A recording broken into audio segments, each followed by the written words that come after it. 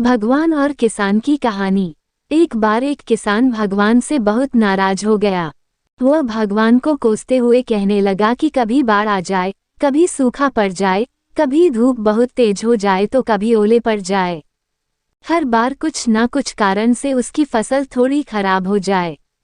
फिर उसने भगवान से कहा, देखिए प्रभु, आप भगवान हैं, लेकिन लगता है आपको खेती बाड़ी की ज्यादा जानकारी नहीं है।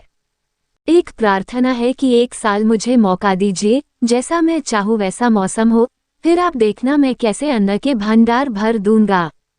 भगवान मुस्कुराए और कहा, ठीक है, जैसा तुम कहोगे वैसा ही मौसम दूंगा, मैं दखल नहीं करूंगा। किसान ने गेहूं की फसल बोई, जब धूप चाही तब धूप मिली, जब पानी तब पानी।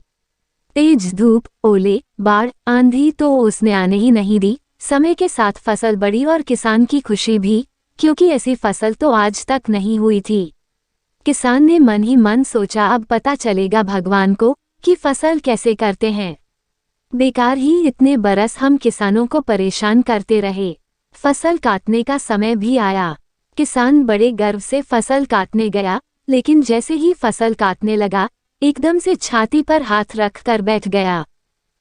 उसने देखा गेहूं की एक भी बाली के अंदर गेहूं नहीं था। सारी बालियां अंदर से खाली थी।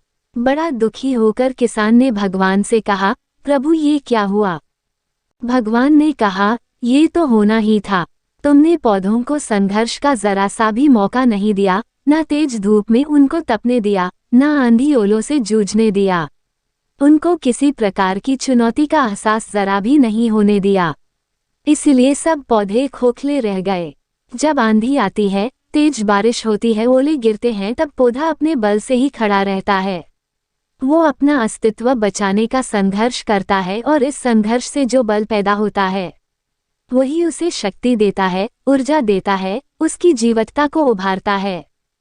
सोने को भी कुंदन बनने के लिए आग में तपने, हथौड़ी से पिटने, गलने जैसी चुनौतियों से गुजरना पड़ता है, तभी उसकी स्वर्णिम आभा उभरती है, उसे अनमोल बनाती है।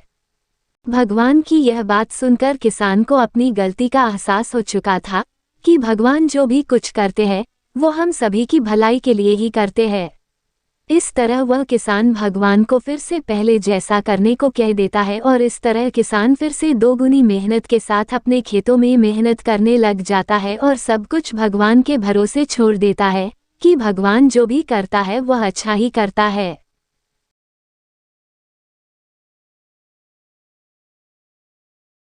कहानी से शिक्षा। इसी तरह जिंदगी में भी अगर संघर्ष ना हो, चुनौती ना हो तो आदमी खोखला ही रह जाता है।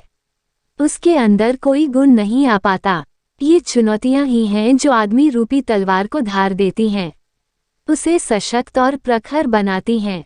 अगर प्रतिभाशाली बनना है तो चुनौतियां तो स्वीकार करनी ही पड़ेंगी, अन्यथा हम खोखले ही रह जाएंगे।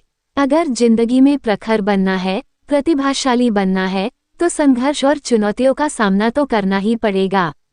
सुख के साथ दुख को भी सहना पड़ेगा, तभी हम अपने जीवन में आगे बढ़ सकते हैं।